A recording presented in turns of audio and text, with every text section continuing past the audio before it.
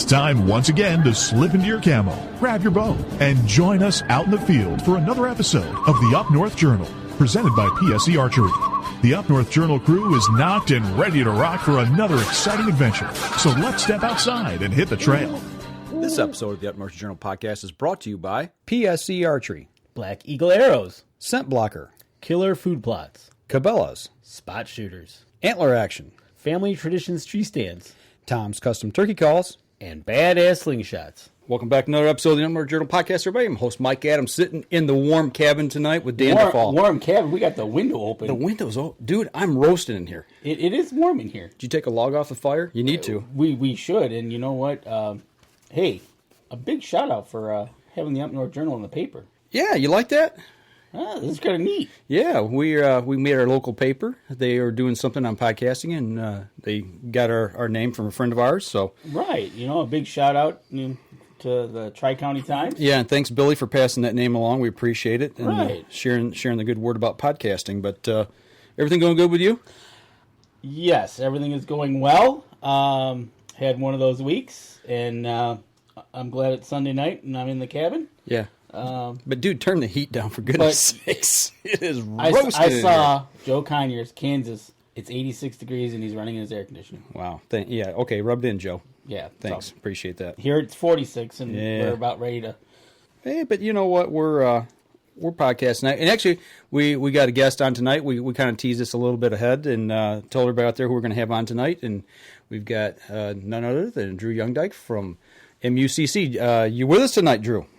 I'm with you. All right, good. The connection's still there. That's good. Yes. Hopefully we don't have the crash we had previously, just seconds before we went on. Right on. Yeah.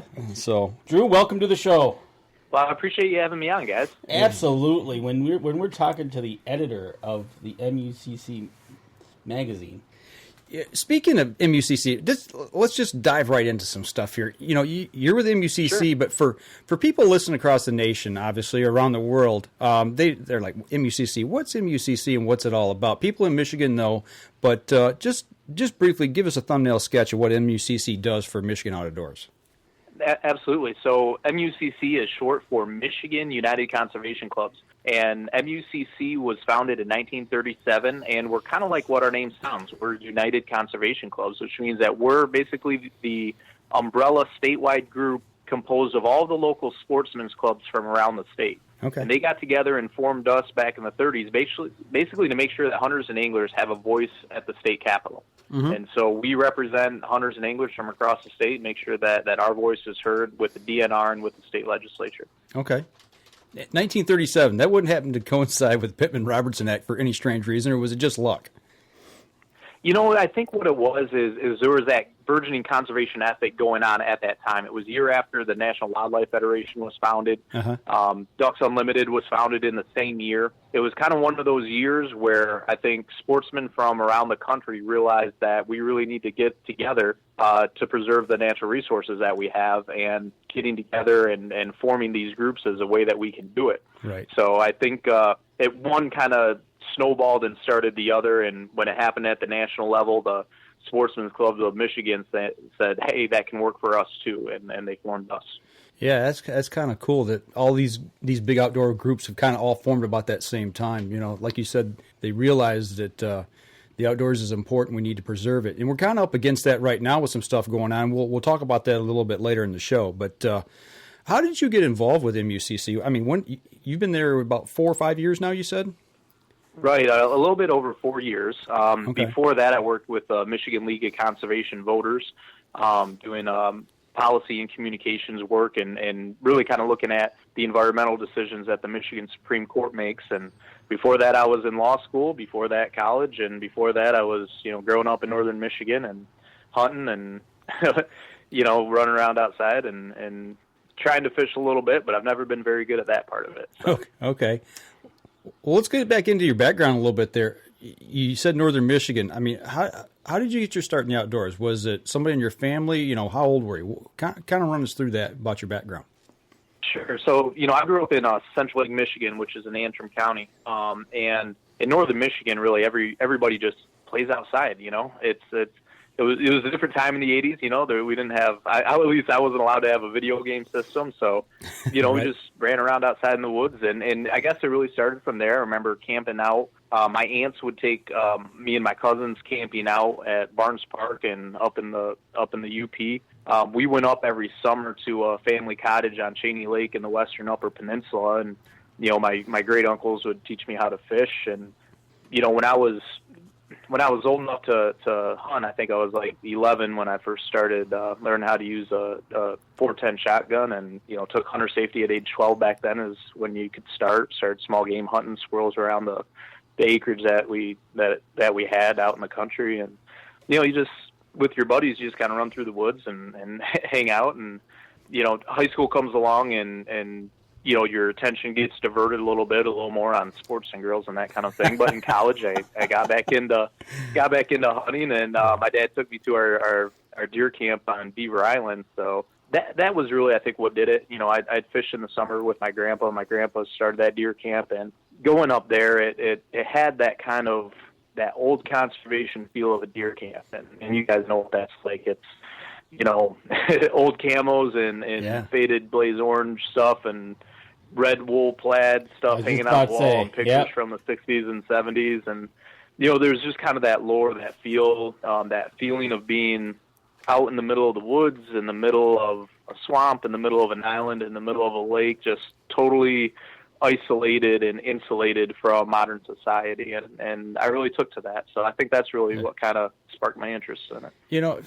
For people that maybe aren't from the Michigan or Wisconsin tradition of deer camp, Escanaba in the Moonlight, I mean, as crazy as that movie is, but so did deer camp. I mean, that's, everybody's got something similar to that's in these areas. I mean, Dan, you're laughing. You're right. It's everybody's got their own little quirk about their deer camp. Yeah.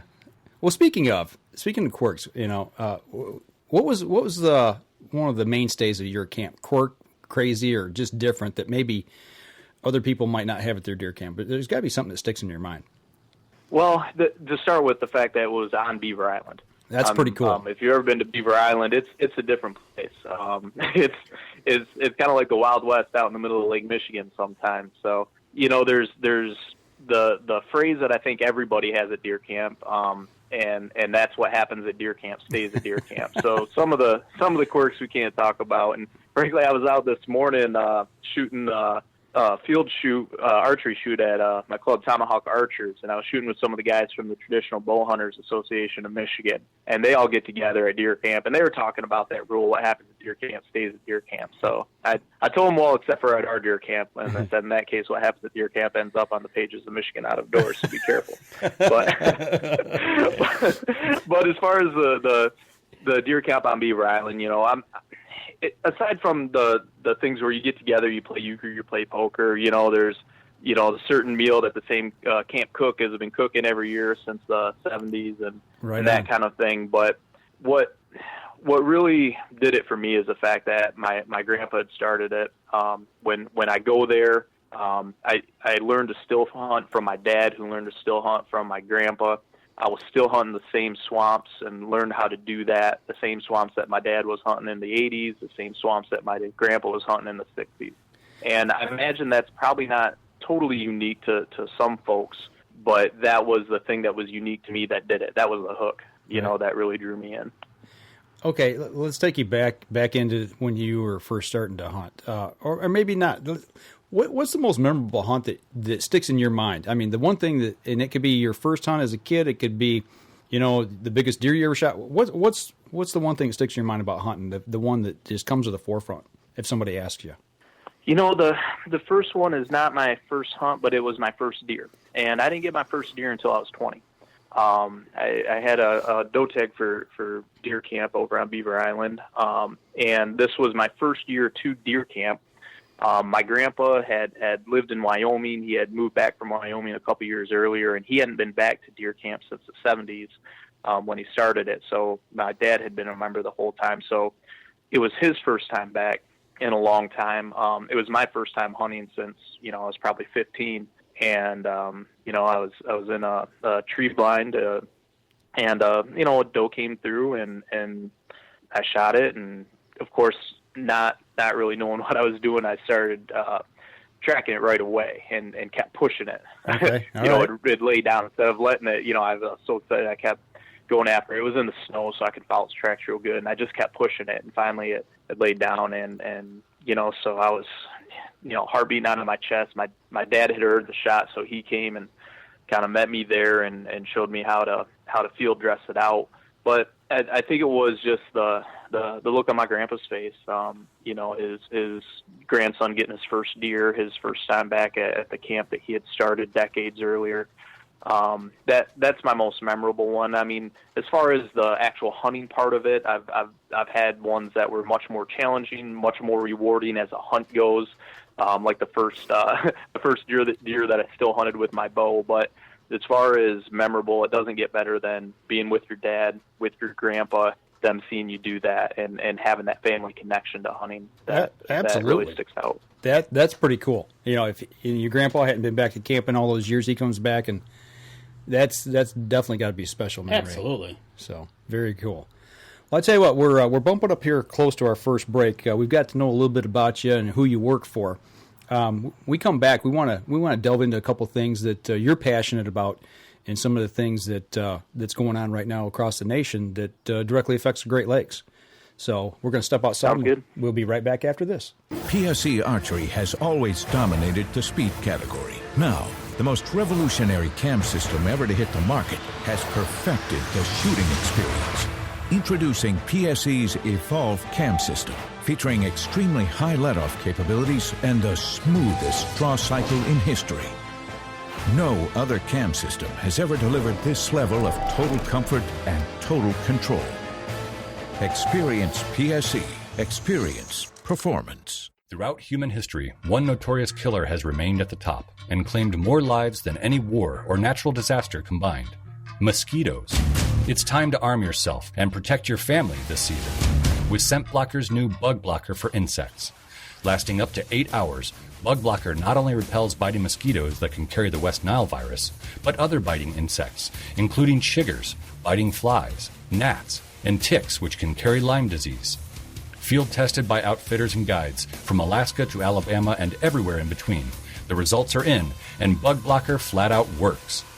In a high-potency sportsman strength dosage, using 25% no-nonsense DEET, plus 2 specific ingredients to target biting flies, Bug Blocker plays for keeps. For ultimate protection, pair Bug Blocker insects with Bug Blocker ticks.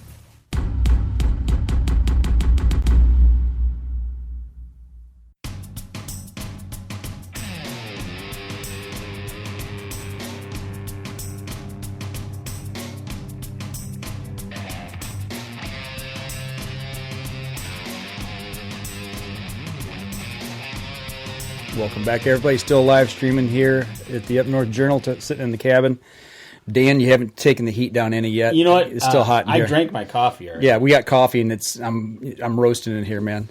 So, but we've still got Drew with us here talking about the good old outdoors, MUCC, and what they do. Drew, there's been a lot of talk right now, and one of the reasons we had you on the show tonight, we wanted to get kind of your take on some things. But right now, there's talk about from the federal government of money being cut back on the Great Lakes Initiative and restoration. That whole bundle of money that comes down.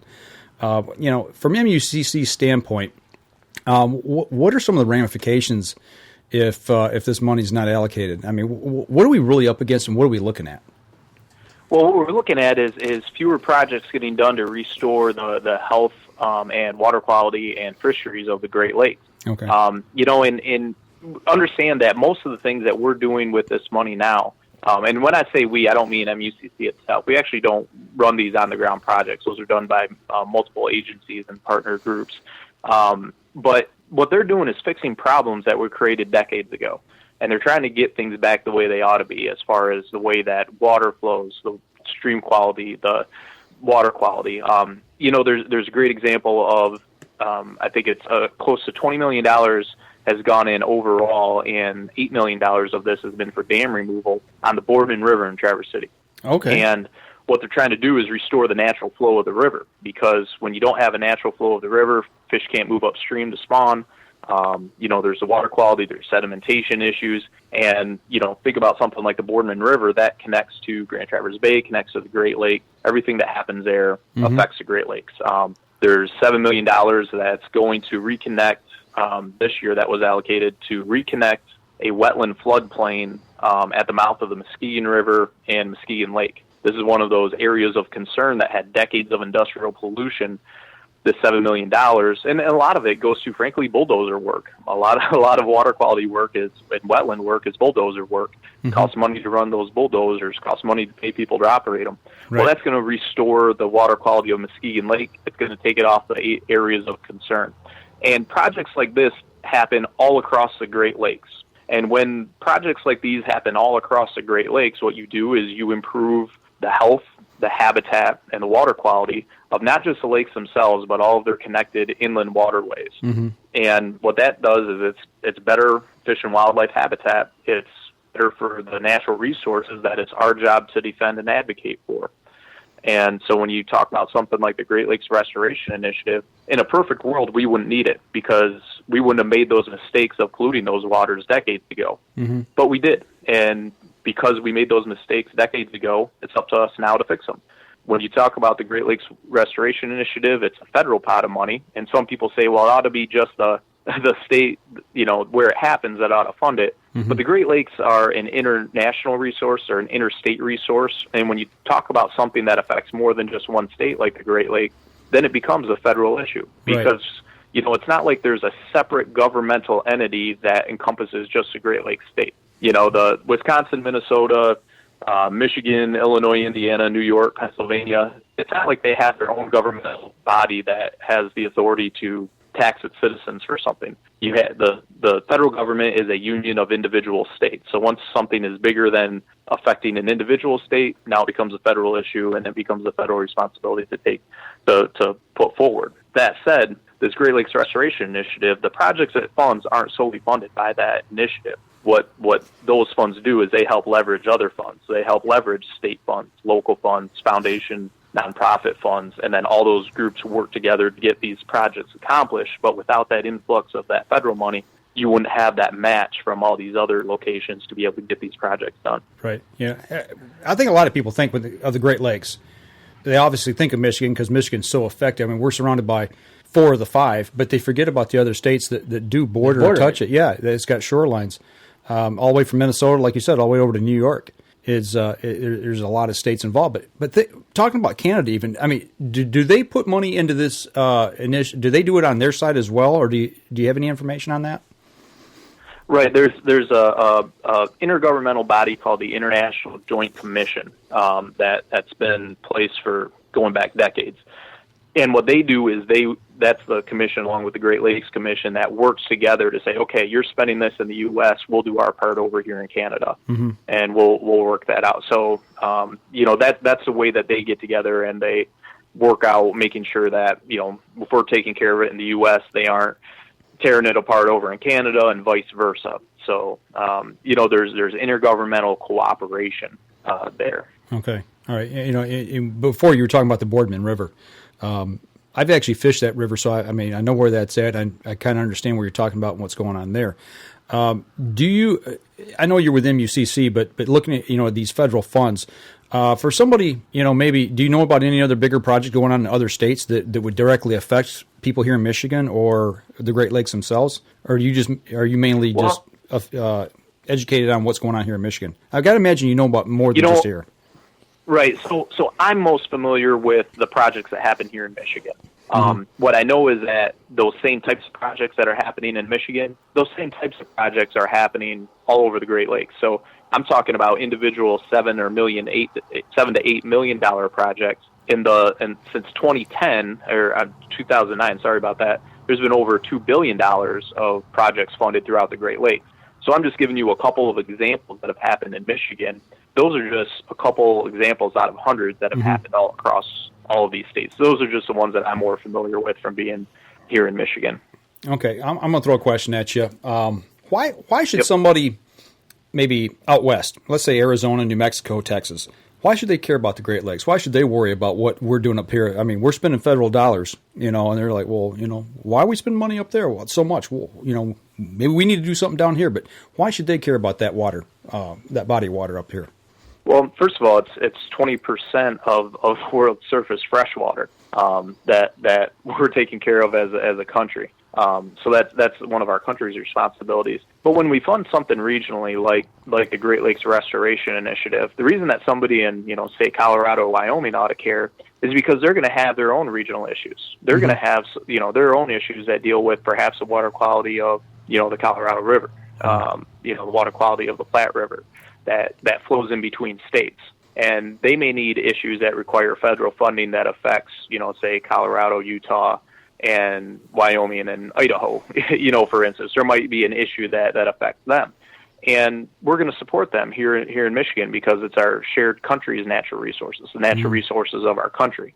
And we want them to care about the Great Lakes because they're going to have their issues that we're going to have to care about. And we're going to ask our congressmen, our senators, it's okay to fund that. Mm-hmm. It's okay to fund what they're doing in the Southwest United States because they're helping out us over here in the Great Lakes. And what that's part of is the basic framework of what the United States of America is. That's part of our federal framework is we're a union of states, and we help each other out. We coordinate where a single state can't take care of it on its own. The states get together and do it as a union. And when you think about something like when we go back to the founding of Michigan United Conservation Clubs, Michigan United Conservation Clubs was founded because each of these local rod and gun clubs knew that they couldn't affect statewide policy on their own. They're stronger together. And if they unite and they do something that helps out, say, an issue that a club up in Northwest Michigan is dealing with, and say the members of the Oakland County Sportsman's Club call their state representative and say, hey, our brother Sportsman's Club up in Northwest Michigan is having an issue. We want you to vote for them, for the issue that they're having. They know that, a club in the UP is going to vote for something that affects the natural resources of Southeast Michigan and support their local sportsman clubs there. And the states work the same way in the federal government. We're taking care of a shared interstate and international resource, and people, states from all over the country are going to help us out with that because we're going to help them out with their problem. And that's what being a union of states is all about. Right on, absolutely. And the other thing I like to think about is, we live here. We're used to seeing whatever it is here that we deal with every day. But for people out of state, this is a great place to come on vacation. Another reason to support this is, you want to come fish. There's no better place around to fish than the Great Lakes and the rivers that we've got here in Michigan. Absolutely. So on that point alone, there needs to be that support as well, just as a recreation vacation point, I would think. Absolutely. And, I think it was a couple years ago that Field and Stream rated Michigan the #1 fly fishing state in the country. And, when you think about fly fishing, maybe you think about like a river runs through it in Montana, but they don't have the freshwater resources that we do. We have over 11,000 lakes. Minnesota boasts about being the land of 10,000 lakes. Michigan can be like, well, that's cute. So, and that doesn't even, we've got our freshwater rivers. We have our blue stream, blue ribbon trout rivers. Yeah. That have multiple streams of trout. We have walleye fishing. We have the Great Lakes. We have, the salmon. We have the Great Lakes sport fishery. We have the inland lakes. We have one of the best smallmouth bass fisheries that there is. Right. Regardless of what you're fishing for, there's something for you. You can bow fish for carp. Even, take exactly what you said. Taking that one step further, Drew, you can take that same fly fishing rod, go out on the Osabo, and then truck down to Lake St. Clair, then go shoot for some muskie with a fly rod. Right, just make sure you wash your waders or your boat in between, right? Absolutely. To avoid transferring invasive species. And you can take that fly rod out to Beaver Island, bringing it all the way back around and fly fish for carp off the coast there. There you go. Now, for our Minnesota listeners, send all your hateful emails to Drew Youngedyke. No, I'm just kidding. No, but really, Minnesota's great. Minnesota's got the Boundary Waters canoe area, and I'm a little bit jealous of that. Absolutely. We have a Michigan chapter of Backcountry Hunters and Anglers, but there's also, about the same time, they formed a Minnesota chapter of Backcountry Hunters and Anglers as well. Will Jenkins is up there doing a great job with that. They're fighting for the Boundary Waters canoe area, too. And this goes back to what I was talking about with the GLRI. we've got calls and letters going into our congressman about protecting the Boundary Waters Canoe area wilderness up there, not because I've ever been there personally, but because that's their home waters, and I'm going to look out for their home waters, and I'm going to do my best to protect their waters up there in Minnesota because I know they're going to look out for ours. Absolutely. Well, I tell you what, we're bumping up on time here for our second break. We come back. I want to talk a little bit about what's going on with the Asian carp and how this all kind of rolls together here together. So we're going to step outside, and we'll be right back after this. So what do you do when you've completely redefined the way bows are engineered? When you've reached the pinnacle and the band starts playing your victory song, you start a revolution out of thin air. Introducing the all-new PSE Carbon Air, engineered with true carbon technology to be the lightest high-performance bow in the world. Experience PSE. Experience performance. Killer Food Plots have been helping property owners for over 20 years create premier whitetail habitat. Whether replenishing your soil with their all-natural Organics Fusion pellets or planting a premier KFP food plot seed blend to help your deer rebuild their bodies through spring and summer while supplying the much-needed high energy during and after the rut, you can trust that Killer Food Plots family and their products will help your deer achieve their full potential.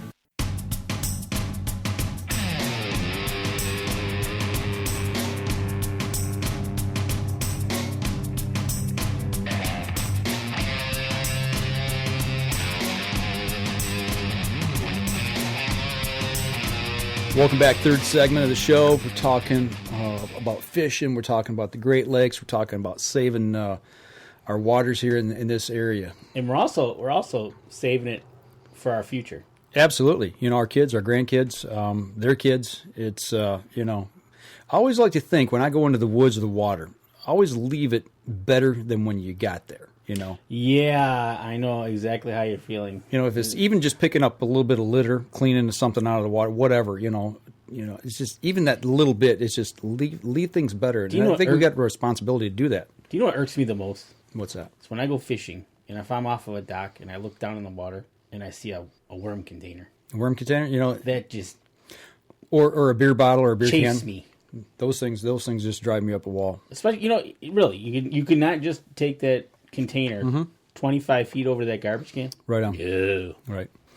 Well, Drew, when we went to the break, we were talking a little bit, we're still talking about this Great Lakes initiative, but I want to kind of go into the Asian carp. Before the show started, you were talking a little bit about some of the things that need to be done or hopefully will happen at some point in time. Where are we at with the Asian carp, and what does MUCC want to see done to stop this fish from infiltrating Lake Michigan and wreaking havoc? Right. So I'm going to isolate this conversation for this purpose to Lake Michigan because we know that there's a few grass carp, not many, in Lake Erie. And a lot of people saw that headline and said, oh, my goodness, Asian carp are already here. Mm-hmm. Grass carp are definitely injurious. We want to keep them out. We want to keep their numbers down. Usually when we talk about Asian carp, what a lot of people are thinking of, though, are big head carp and silver carp. Silver carp are the ones that jump out of the water that you see, and then big carp don't jump out of the water, but they absolutely devastate the food web system of the waters that they're in because they're just such prolific filter feeders. So Asian carp, have taken over many parts of the Mississippi River waterways, and that includes going up the Illinois River towards the Chicago area waterway system. At last count, they were less than 50 miles from Lake Michigan, and there was this thing called environmental DNA, eDNA, that detects the presence of an animal in a water body, like of a fish, without actually catching a live one. And that's been found on the Lake Michigan side, so the wrong side of some of the electric barriers that they have in place. Okay. So that's where we are right now with it. They're in that, they're, I guess, downstream from that system. We're trying to keep them from getting anywhere closer to Lake Michigan, and some of the interim measures that we've done the last few years, or that the Army Corps of the Engineers has done the last few years, include some of those electric barriers, and those have done a decent job of keeping too many of them out, but those aren't foolproof. There's ways that fish can get through those, for instance, in the wake of some of the shipping containers and that kind of thing. So what we're really trying to do is trying to look for a long-term permanent solution that will keep them out of Lake Michigan. And that's where this discussion comes in. When you guys were talking about future generations, that's really what we're talking about, really with anything to do with conservation. Conservation is all about preserving and conserving our natural resources for the future. So you're always thinking long term. If you're thinking about a timber cut, you're thinking about a 50-year timber cut. It's never about what's going to happen this season or next season. It's always about, you're thinking decades in the future with a lot of your decisions. Right. So with Asian carp, you're thinking decades in the future, but you need to preserve that water body for decades in the future. You need to act now. And one of the best short-term options, so near-term options to get in place that can help kind of keep things at a good level and keep the Asian carp out until we can find those more permanent solutions, was supposed to be the Brandon Road Lock and Dam. And the Brandon Road Lock and Dam is a current structure on the Illinois and the Plain River, about where those meet.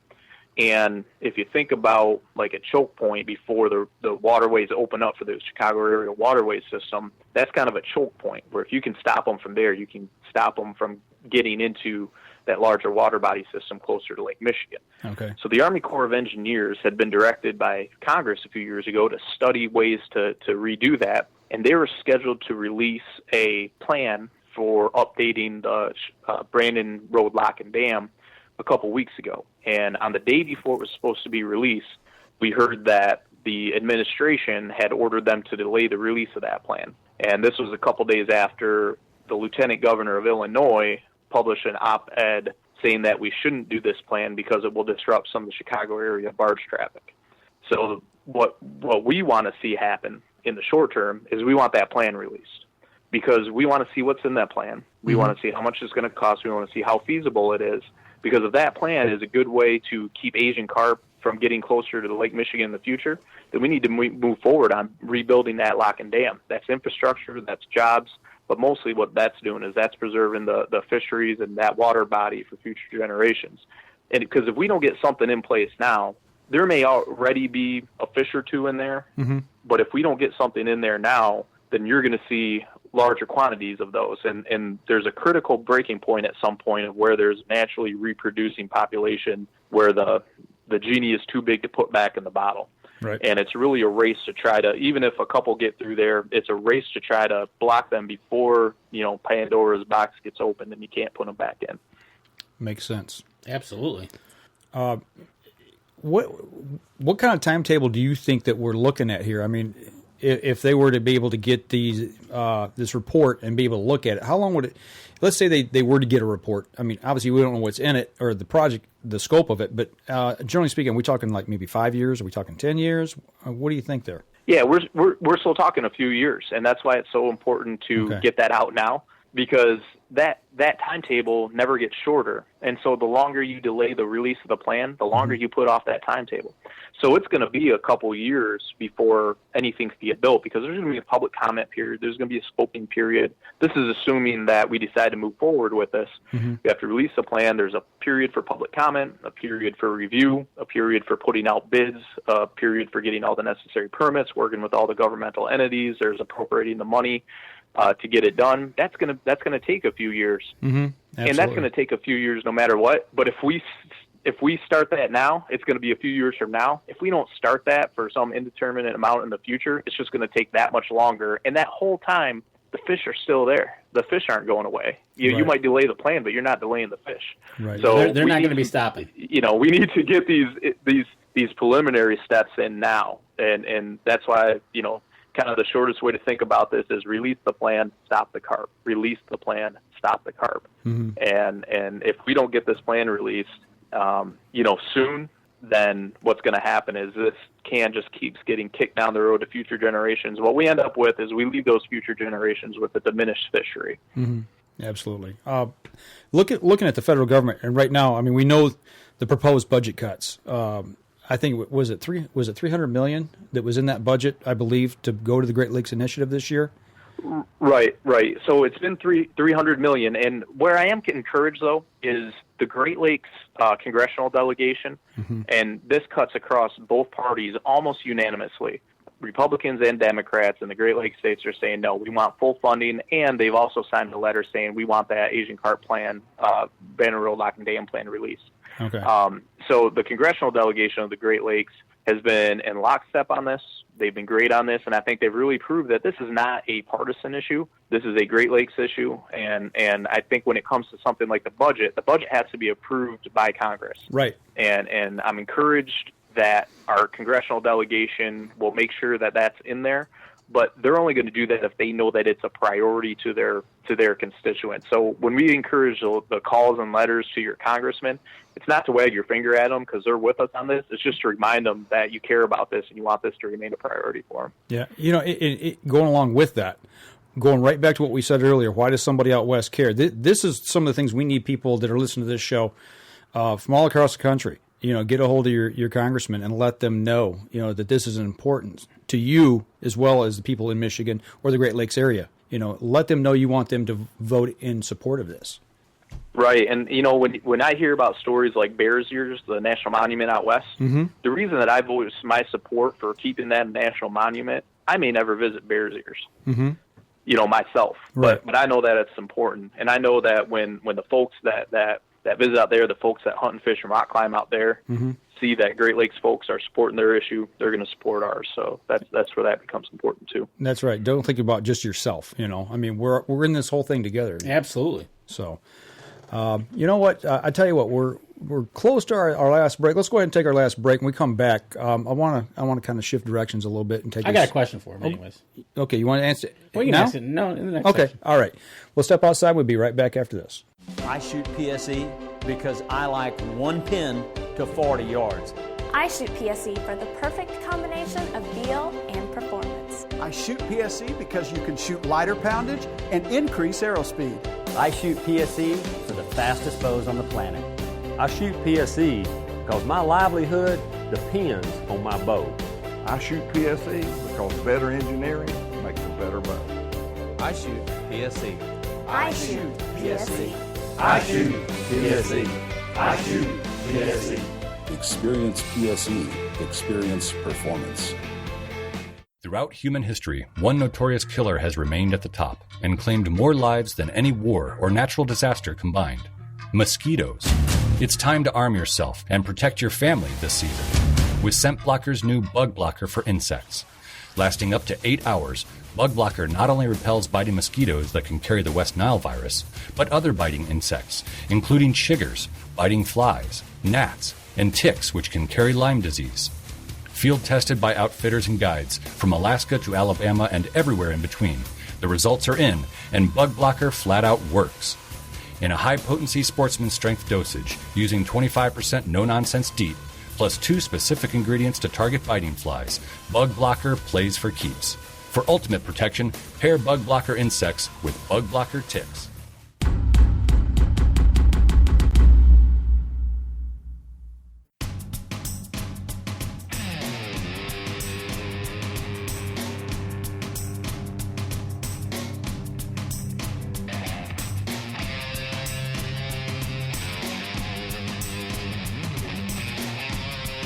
Welcome back. Last segment of the show. Great discussion tonight. Man. Absolutely. All like I said in the break, all politics aside, we all care about the outdoors. If you're listening to this show, it's because you care about the outdoors. That's right. Whether it be hunting, fishing, trapping, canoeing, hiking, backpacking, horse riding, whatever. Kayaking.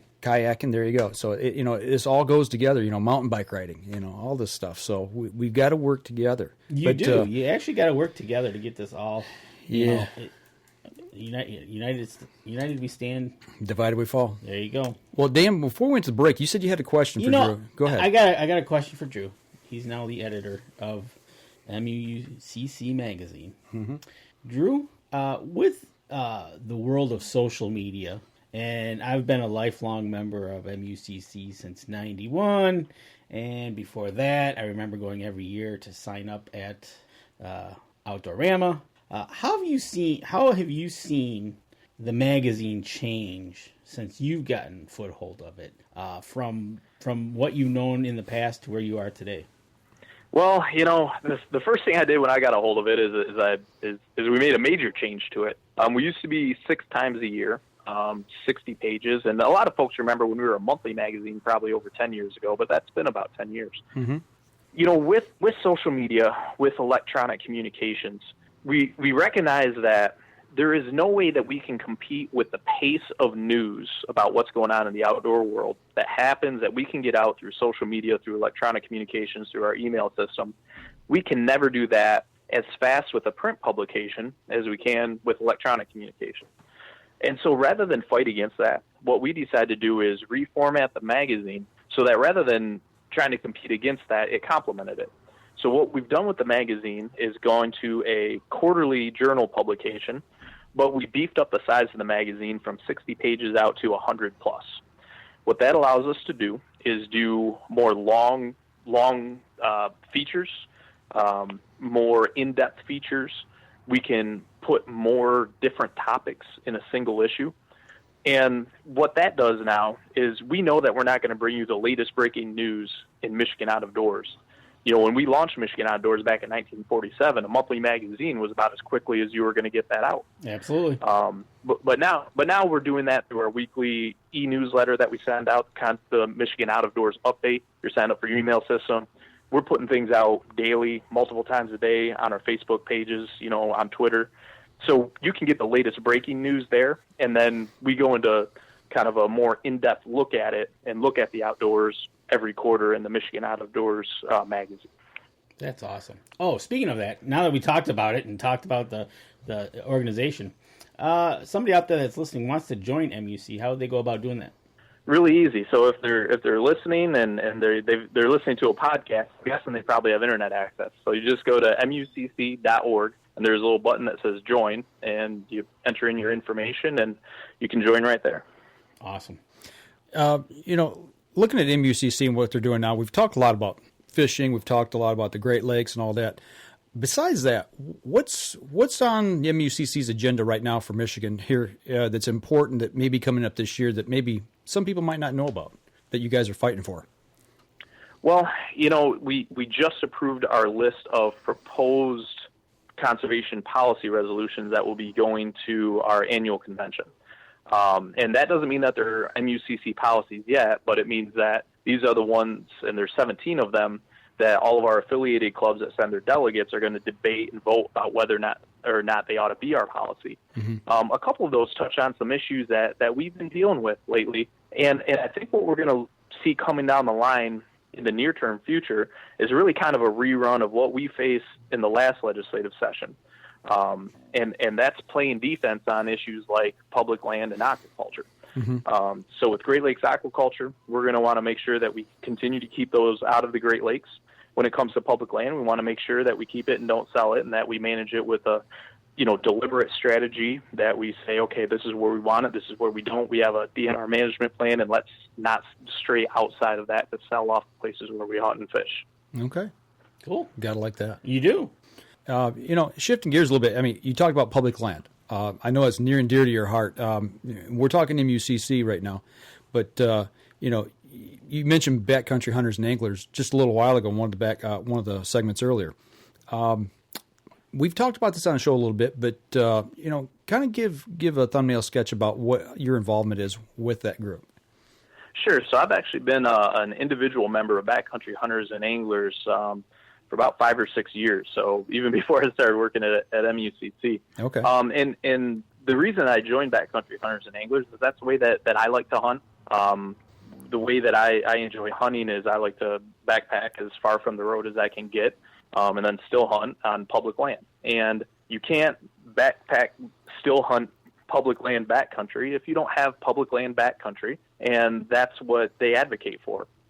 So when they decided to start a chapter in Michigan, I volunteered to be on the board of directors with it, and that's where I met Jason Meekoff, who you've had on your show quite a bit, who's our chair of the board. And it's just been kind of Jason and I and Bob Bush and Stephen Doherty, Alan Crater, a whole group of other guys are just kind of the original guys that just got together and said, we want to see a chapter.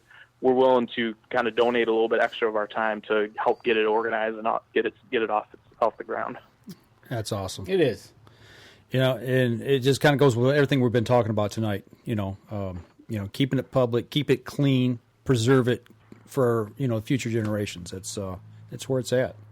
If somebody wanted a little more information about some of this, are you going to be at any of is there any outdoor shows that you're going to personally be at here anytime soon? Well, I ran into Dan at the Outdoor AMA. I was at the Ultimate Fishing Show in Novi. As we're recording this weekend, the Ultimate Sports Show in Grand Rapids is just wrapping up, so I was there. I don't know of any that are coming up off the top of my head that I'll be at, because we're kind of wrapping up show season right now. Okay. Yep. All right. So we do have a question. Okay. Okay. All right. So from Billy Hoffman, Drew, what do you see as a bigger threat, Asian carp or CWD? Ooh. That's a good question, Billy, and I'm going to have to chat with Billy about posing such a tough one. We'll give you his link. I think they're really equal. They're really equal threats in what they challenge, right? Because one, I think that CWD is as big a threat to our deer herd as Asian carp is as big a threat to the Great Lakes fisheries. Mm-hmm. To say one is bigger than the other would really be doing a disservice to both, because we have to devote a significant part of our wildlife resources to making sure that we control CWD, just as we have to devote a significant part of our fisheries resources to making sure that we stop Asian carp. I think CWD is probably a nearer term issue, as far as this is something that's already in Michigan, that's on the ground, that we're dealing with, that once it's there, it's out, and you're in containment mode. I think when you look at Asian carp, what we're trying to do is we're trying to keep it from getting there, right? We're doing everything that we can to keep it from getting into Lake Michigan, because once that's into Lake Michigan, now you're in containment mode like we are with CWD.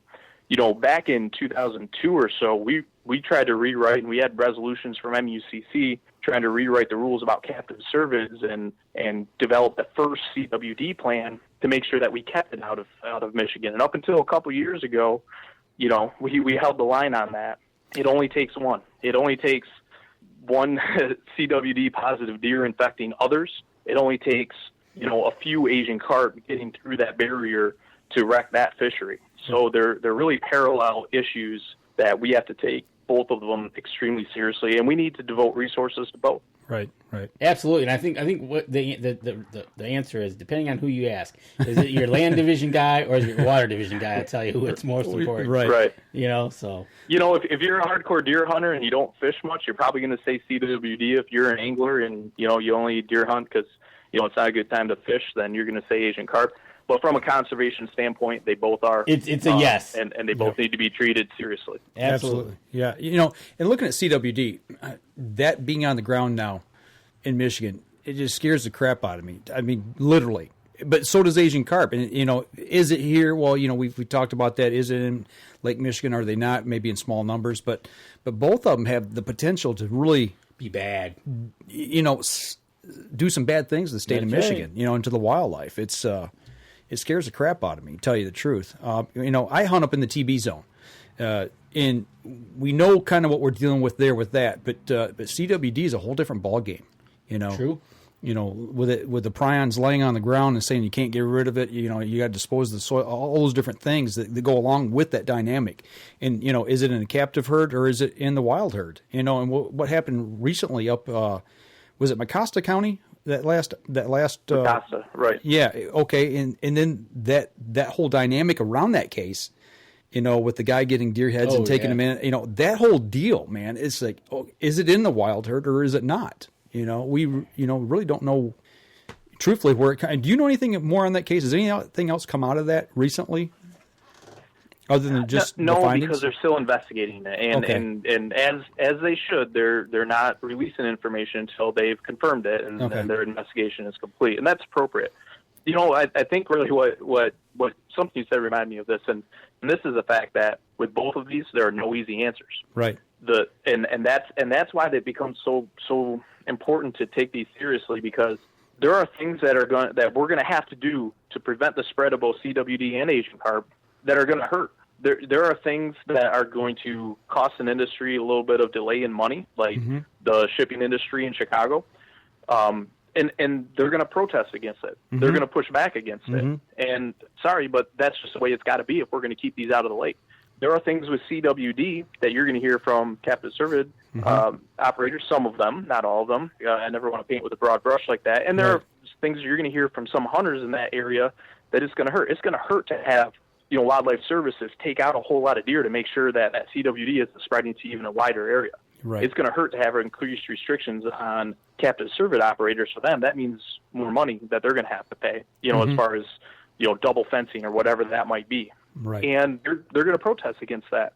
And what we have to do is have backbone. And we have to say, we know you don't like it, but guess what? That's what has to happen if we're going to save the deer herd, if we're going to save our wildlife, if we're going to save our fisheries. Yeah. And what we have to say is that that's enough of a priority to us that we're willing to deal with things that hurt, because we care enough about this and this resource being around for future generations that we're willing to suck it up and take it this generation to make sure that we preserve that resource for future generations.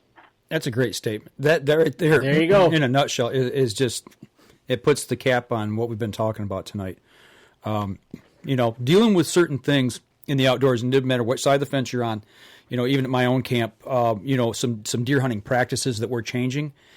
And, you get, whether the group be big or small, you get pushback. But you say, look, if we do this now, look what we can have later. And I think that's maybe the answer to all of this is, be open-minded enough to look ahead and say, what can we do now to make it better for not only us in the future, but as well as our kids and everybody else. Yeah, and that's what conservation is about. When they enacted the Pittman-Robertson Fund in 1937, they were putting an 11% tax on themselves in the middle of the Depression.